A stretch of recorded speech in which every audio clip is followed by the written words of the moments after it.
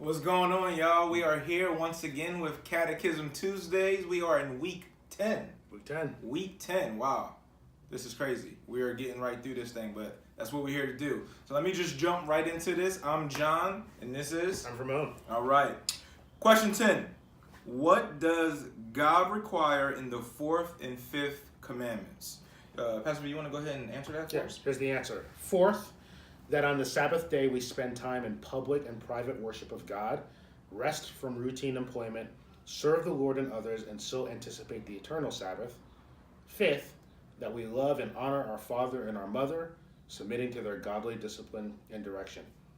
Some good commandments there. Why don't you talk to us about the Sabbath, the fourth commandment? Yeah, Sabbath, just the idea of rest as a spiritual discipline, a spiritual practice or exercise. I just came back from the gym this morning and I did not want to go to the gym at all. Like, I actually woke up like, man, I do not want to do this. But there's something about being in a routine and the discipline to actually do it. And it's good for you, whether you enjoy doing it or whether you don't enjoy it. It's always good to continue to keep doing that. So in a lot of ways, I think when we talk about rest as a spiritual discipline, like prayer, like Bible reading and all those things, those are good things to do to help. Rest. Yeah. Rest as a routine is what you're saying. Rest as a routine to help develop you, so you can be able to be more useful. So we must have to work at it to do the rest well. Well, yeah, which I think is true for Americans, right? Well, yeah, I mean, there's a Bible verse in the New Testament that talks about work out your own salvation with fear and trembling. Yeah. So I mean, there's a work that you have to do in that, but this idea of rest is good for us. It helps us be able to connect with God. It helps us be able to encounter Him, and helps us be more useful and fruitful when we actually are resting. And there's also like recreation and stuff like that. But there's also this idea of just like I think one of Michelle has said it, not leisure but rest, enjoying and really praying and all those different things. So I think the Sabbath is really, really important. It should be a blessed rhythm within our lives. Yeah, amen. Yeah. The fifth commandment talks a little bit about honoring your parents. Talk to us about that. You got how many kids? What? I got 4 kids. 4 kids, yeah. So like, talk to us about that. Yeah, so kids, listen up here.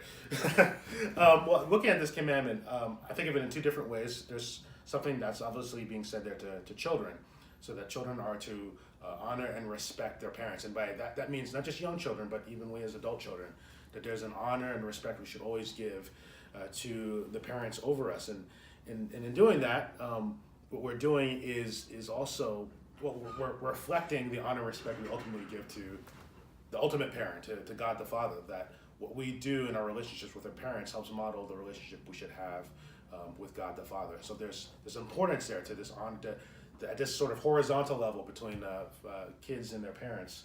The honor and respect we give there is a great model and reflection of the way in which we want to show that to God the Father. So that applies to children, but also I think there's something there for parents as well.